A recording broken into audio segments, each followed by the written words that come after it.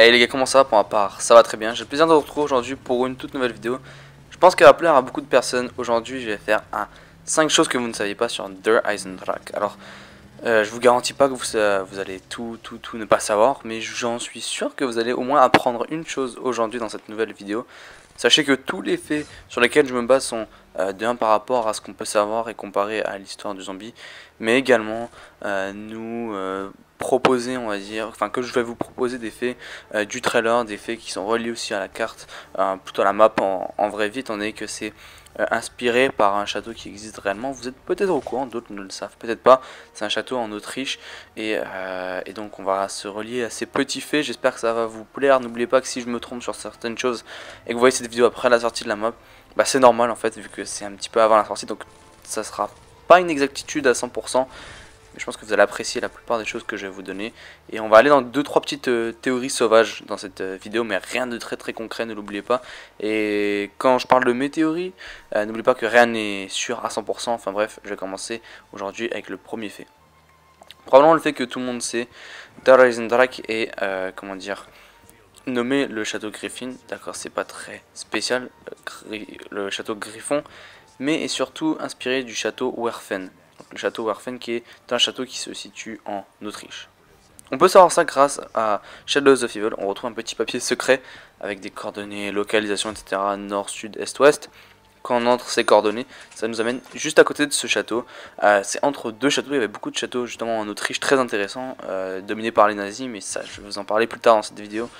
Et donc on retrouve cette fois-ci des localisations, des coordonnées, bref, tout ce qui nous pointe vers ce château en vraie vie. Et c'est ça qui nous a permis de pouvoir, de manière concrète, de se dire que c'est inspiré du Werfen château. Donc c'est pas un château très particulier, il n'y a pas vraiment beaucoup de choses à dire là-dessus. On va entrer un petit peu plus en détail par rapport au château. Je pourrais vous afficher 2-3 petites images. Et c'est intéressant comment ce château a été dominé par le nazisme à l'époque. Et on va maintenant justement tourner vers un petit peu ce nazisme. Première des choses, le nazisme dans le château Werfen. Donc c'est le deuxième point de cette vidéo. Alors le nazisme, il y avait beaucoup d'expériences faites de la part des nazis, donc ça vous devez le savoir dans les châteaux. Et le château justement, le Werfen Castle, était un des châteaux qui avait des expériences nazies et qui à la fois avait des soldats qui s'entraînaient au combat en fait dans ce château.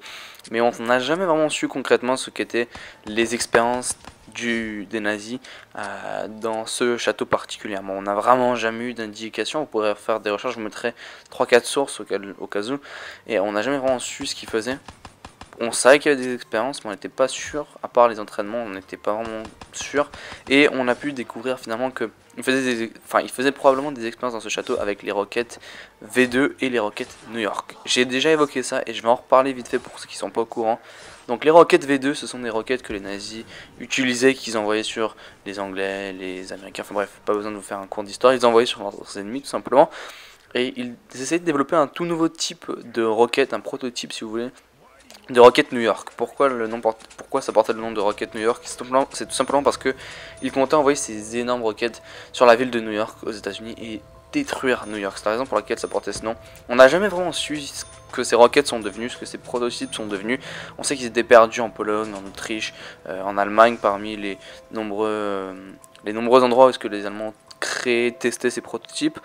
Finalement, on n'a pas eu d'indication où est-ce que ça s'est retrouvé. Et ce château, justement, est un des supposés châteaux à avoir eu ces expériences, voilà, de châteaux, de roquettes V2 et surtout Rocket New York, parce que les roquettes V2 existaient déjà, donc on faisait plus d'expérience, mais les roquettes New York, qui étaient censées être les plus grosses et plus puissantes roquettes du monde, étaient soi-disant testées au château de Der Eisendrache. Et ce qui est intéressant de ce château de Der Eisendrache, c'est justement que en fait, les roquettes V2 sont des roquettes particulières parce que sur Ascension et sur Moon, ainsi que sur le poster de Der Eisendrache et sur les images de Der Eisendrache qu'on a pu voir, c'est des roquettes V2. Ce sont tous des roquettes qui sont similaires et qui se ressemblent. Et dans le château, en vraie vie, étrangement, il y a eu des expériences avec ces roquettes. Ça, c'était un point très intéressant. On peut maintenant savoir que ces roquettes vont être super importantes. Il y a des petites théories comme quoi les Allemands auraient gagné la première et seconde guerre mondiale. Je dis pas que c'est forcément vrai ou je dis pas que c'est forcément faux, mais il n'y a pas vraiment de preuve comme quoi c'est faux. L'ascension n'est pas une preuve concrète. Donc tout ça pour dire que c'est peut-être que ces roquettes New York ont vu le jour et que elles vont exploser dans la face des Américains. Pourquoi pas, c'est juste une théorie, mais voilà, c'est une théorie sauvage que j'ai relâchée comme ça. Pas besoin de vraiment porter beaucoup d'attention à cette petite théorie que je viens de vous apporter. Numéro 3. Secret numéro 3, mystère numéro 3, en tout cas je voulais vous en parler, c'était ce logo, le Black Sun. Ce logo Black Sun se retrouve sur tous les châteaux, enfin une grande partie des châteaux polonais et autrichiens qu'on peut retrouver, qui ont été conquis par les nazis. On n'a jamais su ce que ce petit logo représentait, enfin on a eu beaucoup comment dire, d'indices sur Black Sun, le logo Black Sun, ce que ça représentait par rapport au nazisme. Et les châteaux d'Autriche ainsi que les châteaux de Pologne ont vraiment eu, comment dire, ce logo un petit peu partout. Et enfin, ça représentait le nazisme et certains des scientifiques nazis. Mais ce qui est intéressant par rapport à ce logo, en fait, c'est surtout, enfin, il se retrouve sur la plupart des châteaux, donc il est probablement sur le château de Harfen. Ce qui est intéressant de ce petit logo, c'est qu'on peut le retrouver également sur les Templiers dans Origins, ainsi que les gardiens dans la map Shadows of Evil, ainsi que sur l'écran de chargement de Shangri-La. Bon, ça fait un petit peu gros, je vais vous l'avouer, honnêtement, c'est pas une coïncidence, je pense, et que ce nouveau logo se retrouve encore une nouvelle fois présent sur The Rising Dark. Enfin, probablement, peut-être qu'il sera pas présent sur la map en tant que tel, mais le château en vraie vie avait une salle qui avait ses logos, et il devait probablement être affiché surtout sur tous les murs à l'époque où le nazisme était au cœur de ce château, et où est-ce que les Allemands dirigeaient ce château. Donc pourquoi? C'est vraiment intéressant. Donc on peut déjà se dire qu'il y a une liaison entre Origins, entre Shadows of Evil, Shangri-La et même The Rising Dark. Donc c'est intéressant parce que on pouvait, bon, je voyais pas moi en quoi il y aurait une liaison entre The Rising Dark, Shangri-La et Shadows of Evil, mais depuis que je suis au courant de ce gros indice, en fait, j'ai envie de dire, et bien c'est très intéressant. Maintenant, ce qu'on peut penser des trucs un petit peu fous, c'est que ce logo qui ressemble vraiment à ceux des Templiers, on n'est pas encore sûr que c'est le même. Peut-être que ça a des significations différentes, vu qu'il y a un jeu de dimension avec l'histoire du zombie, donc peut-être que dans une dimension ça a une signification différente, peut-être que dans celle de Rise and Dark ça a une signification très différente par rapport à comment dire, à ceux de Origins et ceux de Shadows of Evil, même si je pense que ça n'a pas la même signification. Tout simplement parce que sur Shadows of Evil, ça représente les gardiens, même chose sur les Templiers de Origins, qui sont les gardiens, entre guillemets, des générateurs. Donc ils sont censés défendre les générateurs, donc ça, vous avez compris, vous êtes sûrement déjà au courant. La chose est que maintenant, pourquoi dans The Rise and Dark on nous représente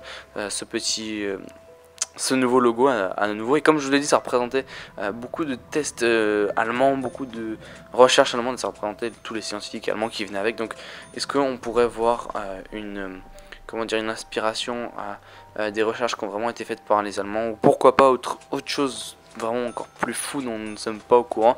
J'en serais pas étonné.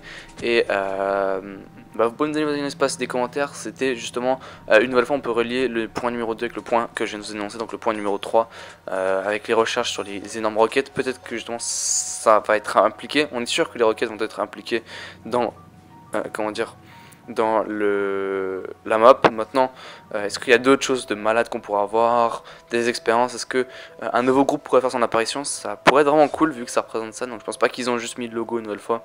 Comme ça, qu'il a une implication très sérieuse par rapport à ça. Point numéro 4. Effectivement, dans le poster de The Rise and Dark qui nous a été dévoilé, on retrouve nos 4 personnages, nos 4 protagonistes traditionnels. Vous les connaissez tous. Ce sont les 4 personnages qu'on aime tous, simplement. Takeo, Dempsey, Nicolas et Richthofen. Mais ce qui est fou de ce poster, et ce que peu de monde ont remarqué, c'est que Dempsey est mis en avant, bien évidemment, vous l'avez sûrement remarqué, mais ce qui est particulier, enfin Dempsey est particulier, je sais pas si vous l'avez remarqué, il y a des gens qui ont commencé à regarder 2 choses sur lui, et je vais vous en parler dans cette vidéo. C'est une chose que vous êtes probablement pas au courant sur The Rise and Dark, et c'est le genre de choses que Treyarch ne laisse pas comme ça au hasard, donc je pense que c'est intéressant, et il fallait absolument que je vous le fasse savoir. Donc justement, ce poster est très intéressant. Donc on a Dempsey qui est en avant-première, et Dempsey est différent des autres personnages, non seulement parce qu'il est devant tout le monde, mais également par rapport au Dempsey traditionnel. Il est changé, il est habillé d'une manière différente. Et il a un visage un petit peu différent, et surtout sur son front il y a des marques comme s'il avait été coupé, donc des 4-5 lignes sur son front comme s'il avait été ouvert. Étrangement, moi ça me fait rappeler à Maxis dans la cinématique de Origins qui se fait ouvrir son cerveau, sa tête, et on prend son cerveau dans sa tête, dans la cinématique d'Origins. Vous savez tous avec la scie que Richthofen a, enfin bref, je vous apprends rien, on va pas trop retourner à ça, mais je voulais faire une petite liaison entre les deux, les deux événements. Alors, à quoi on peut penser? Déjà, il y a des gens qui disent que ce n'est pas DMC. Alors, honnêtement, est-ce que c'est DMC ou c'est pas DMC? C'est probablement DMC, il n'y a pas d'intérêt à mettre quelqu'un d'autre. C'est sûr qu'il pourrait évoquer un tout nouveau personnage, et ça pourrait même être cool, mais c'est probablement DMC. Pourquoi mettre 3 des 4 protagonistes et mettre un gars qui ressemble presque 100% à DMC, mais un gars juste similaire? Ça, c'est la première des choses que les gens disent. La deuxième des choses qui, pour moi, est une hypothèse vraiment cool et que j'aime bien, c'est que finalement, c'est un DMC d'un autre univers, tout simplement un autre DMC qui vient de d'autres dimensions. Donc je vais pas vous perdre avec le jeu des dimensions, mais en gros il y a plusieurs dimensions, donc c'est la théorie des dimensions, et en gros le DMC qu'on connaît a été remplacé par un DMC qui vient totalement d'une autre dimension. Ça c'est une autre des possibilités, et finalement la possibilité par rapport à ce qu'il y a sur son crâne, c'est marque, pourquoi il était ouvert. Alors est-ce que le cerveau de Maxis est dans DMC? Ça serait vraiment cool honnêtement, enfin ça ferait plus trop logique. Par contre, pourquoi son cerveau, enfin ça peut être des marques, ou est-ce que c'est une erreur de la part de Treyarch, ce qui m'étonne à 100%, voire 200%. Je veux dire, une compagnie comme Treyarch, et de l'ampleur de Treyarch surtout, qui en a beaucoup à jouer sur son rôle marketing avec un tel poster, ne ferait pas une telle erreur, ça je peux vous le garantir. Et donc, pourquoi a-t-il des marques au front? Peut-être a-t-il subi une opération ou autre. En tout cas, ça a l'air d'être très intéressant, désolé. Et DMC sera la clé définitivement à The Risen Dark. Donc si vous avez des hypothèses par rapport à pourquoi est-il mis en avant, pourquoi sera-t-il la clé, pourquoi est-il différent, pourquoi ci, pourquoi ça, bah, n'hésitez pas à me le dire dans l'espace des commentaires, ça sera cool et on pourra en discuter bien évidemment. Je regarderai toutes vos théories et je verrai lesquelles sont les plus folles et les plus intéressantes surtout. Point numéro 5 maintenant. Dernier point, et ça se rapporte au château à la vraie vie, Werfen Castle. On est d'accord pour dire que c'est le château qui a inspiré Treyarch.